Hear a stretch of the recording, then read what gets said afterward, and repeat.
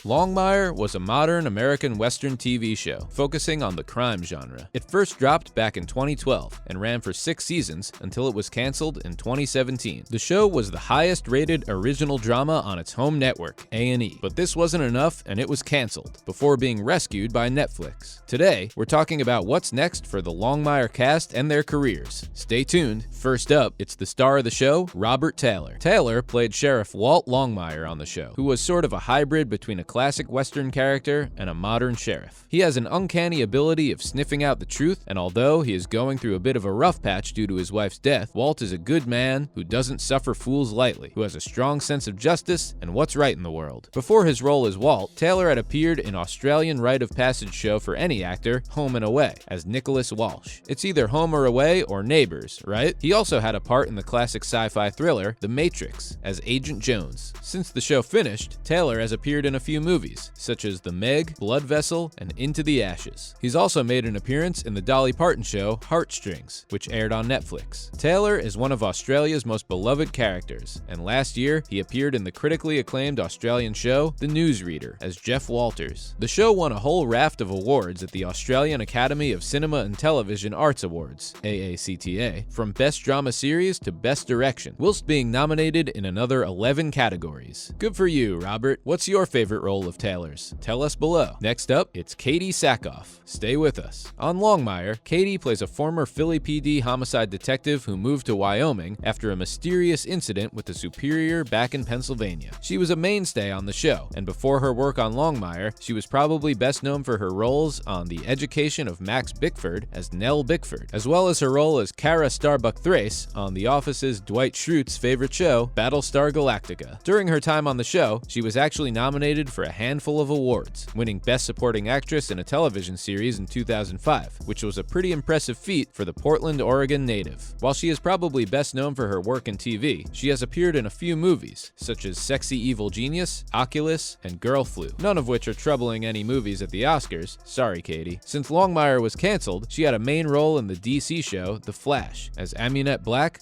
/ Blacksmith. She has also had roles in a couple of other shows, Another Life and The Mandalorian. Sackhoff has also bagged a lead role in an upcoming movie, The Last Transport, in which she will play Olivia Fox. Coincidentally, also making an appearance in the movie is her Battlestar Galactica alum, Michael Trucco. The film is set in space, so is there a link between those two only appearing in space shows?